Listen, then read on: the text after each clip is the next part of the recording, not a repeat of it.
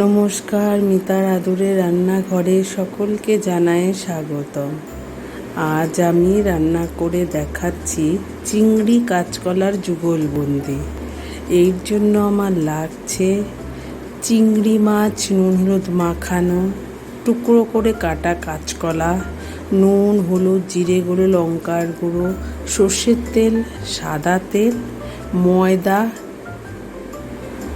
নারকেল বাটা, পোস্ত বাটা আর চারমগজ বাটা।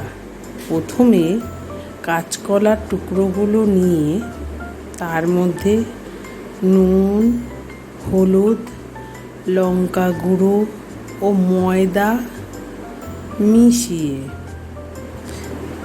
সেটা ভালো করে মেখে নিলাম। মেখে নেওয়ার পর গ্যাস ওভেনে কড়াইতে সাদা তেল দিয়ে তা গরম করে মেখে নেওয়া কাঁচকলার টুকরোগুলো ছেড়ে দিলাম।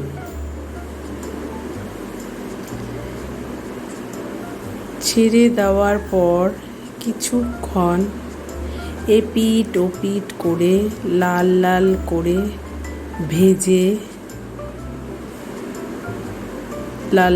করে ভেজে তুলে নিলাম।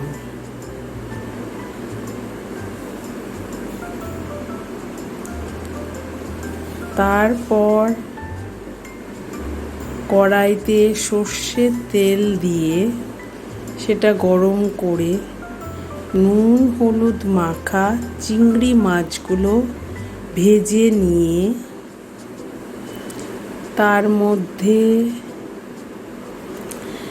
ধনে গুঁড়ো জিরে গুঁড়ো চেরা কাঁচা লঙ্কা নুন হলুদ দিয়ে নেড়ে চেড়ে পোস্ত বাটা চারমগজ বাটা নারকেল বাটা দিয়ে ভালো করে নেড়ে বাটি ধোয়া সামান্য জল দিয়ে কষিয়ে নিলাম।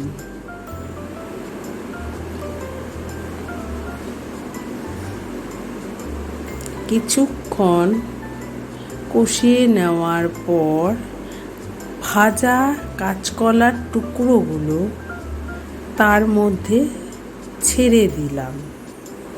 তারপর খানিকক্ষণ ভালো করে নেড়ে চেড়ে ওর মধ্যে জল দিয়ে দিলাম।